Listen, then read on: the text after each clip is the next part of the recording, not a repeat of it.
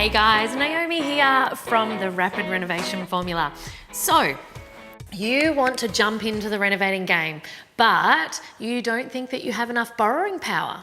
You're looking to renovate for wealth, but you're not sure you have enough time to be hands-on. Or are you trying to find a way to reduce your monetary risk before you even start renovating? Yep, Australia has some of the major cities around the world that are becoming more and more expensive to live in. So property's going crazy in places like Sydney right now, yeah? And if you're wanting to renovate a 3-bedroom home there for a young family and make it a solid strategy, the price point might just be that little bit outside of what you're wanting to do, which can sometimes make realising this dream of renovating feel like a bit of a stretch for you. And coming up with such a huge deposit and then the stamp duty, oh my gosh, it can feel so painful. Well, lucky for you, of course, there is a way to start renovating for wealth even if the bank won't lend you the money or as much money as you need. Or even if you don't want to throw all your savings into this one renovation project and it has nothing to do with getting into crazy debt. The solution is partnering or joint venturing. So what is this? To put it simply, a joint venture or a partnering relationship is a business relationship between you and someone else. It can be just you and one other person or more, where you agree to pool together your resources to achieve your specific goal. So, if you had your eye on that 3-bedder, which was right for renovating, but you don't have enough sitting in your savings account or enough serviceability for a loan, then a joint venture or a partnering opportunity will give you that chance to acquire and renovate that house together with someone else who also wants to be renovating to create wealth. So you're both going to be in the project together with the same end goal to make a good profit, right? Sounds simple, right? Well, it can definitely be simple as long as you do it correctly. Joint ventures are such a great way to get into renovating business, and it can be a great way to reduce your financial stress of the entire exercise. But in order to enjoy the benefits of a good joint venture, there are certain things that you need to keep in mind. And the first one is keeping it legal. Okay, so many people, before you start shaking hands and making agreements over beer or wine, it needs to be in writing.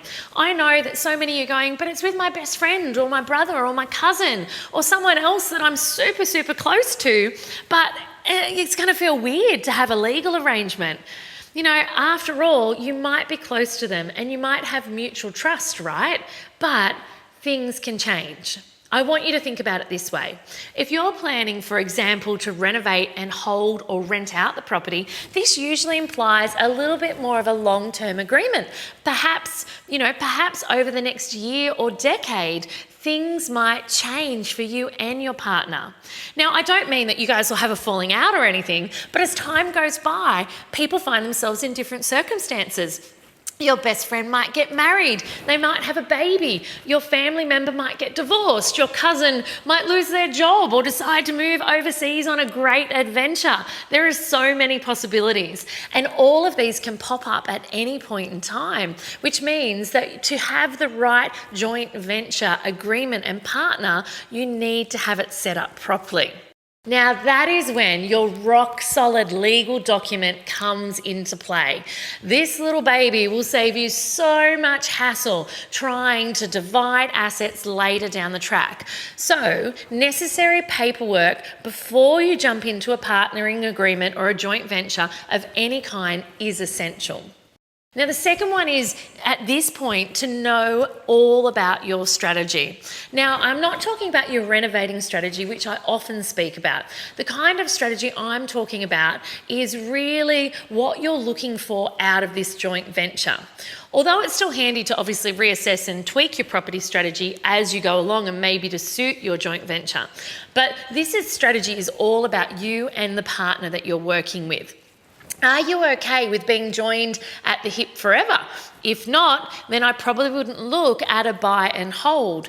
Are you both looking to just use some additional cash that you have lying around, or some additional high serviceability that you have for, say, the next 12 months to get in, renovate some properties, sell them on and move out? Or are you looking to work together to offset some capital loss that you may have in a company or a trust? So this is on top of your renovation strategy. This is actually a strategy for you and the partner that you're working with, or the joint venture that you're working with. And the third one, the capital and the borrowing power. The third point is all about money. In particular, how much money you can access to contribute to the renovation project. Do you have some healthy savings that you want to inject into the renovation funds? Do you know how much the bank is willing to borrow you, or a private lender? Have you got enough left over from that to then actually live? Renovating for wealth is about using your equity, your cash, or your serviceability of a loan to renovate and earn a profit at the end of the day. It's not about going into an state of extreme frugal living where all you eat for dinner is spaghetti from a can because it's all you can throw down with the money you've got left over. You're in the business of renovating for wealth, not for renovating to live like a pauper in the meantime. So if you don't have enough money to put down for a deposit or stamp duty or the renovation costs, you'll want to be teaming up with someone who will make up the gap and someone who does. Now, speaking of the gap, the fourth thing is time and skill. Joint ventures aren't just about finding someone who has capital to help you secure a renovation project. In some cases it is, but you might actually have the money that you need to jump in renovating, but you don't have the time. Or on the other hand, it could be a completely different story. You might have the time, but you don't have the confidence or the skill that's needed for renovating.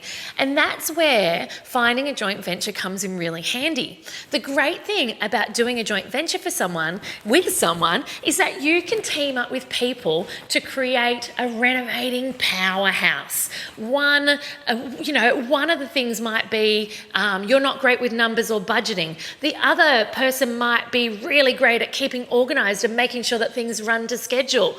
And there's always the added benefit of bouncing ideas off someone who is invested and committed to the project.